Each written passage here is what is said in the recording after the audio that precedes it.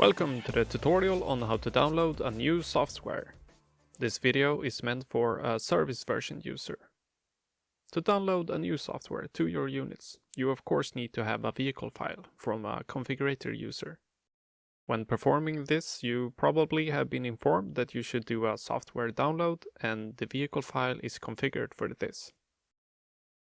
We can start by opening the download software frame.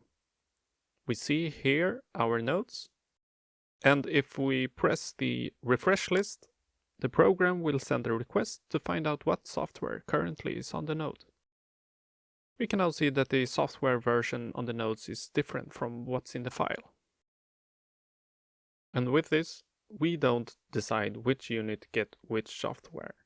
This makes sure the intended unit can only be updated with the intended software given to us and nothing else.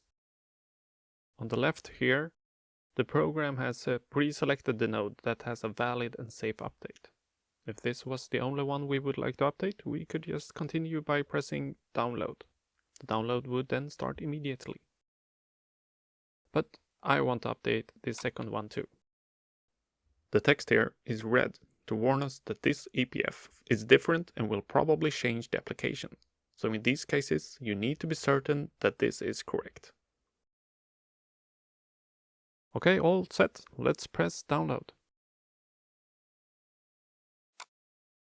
ServiceTool will perform the download for all nodes selected, one at a time. We can see the second one in queue here. Also, any errors or such during download will be displayed here. Do not switch off your unit or computer while downloading before it is complete.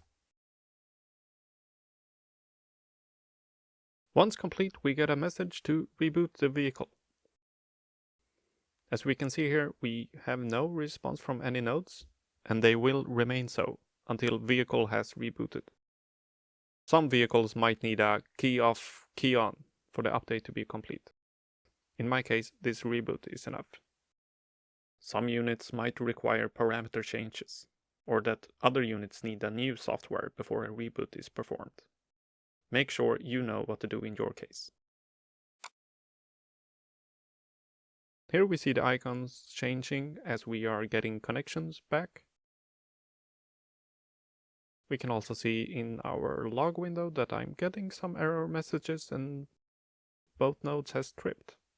This is highly individual from vehicle to vehicle and depending on the update, but this is expected for my setup because the application changed. Some parameters need to be changed and tuned to match my new software. If a software update requires new values to parameters, I recommend using the upload and download configuration parameters.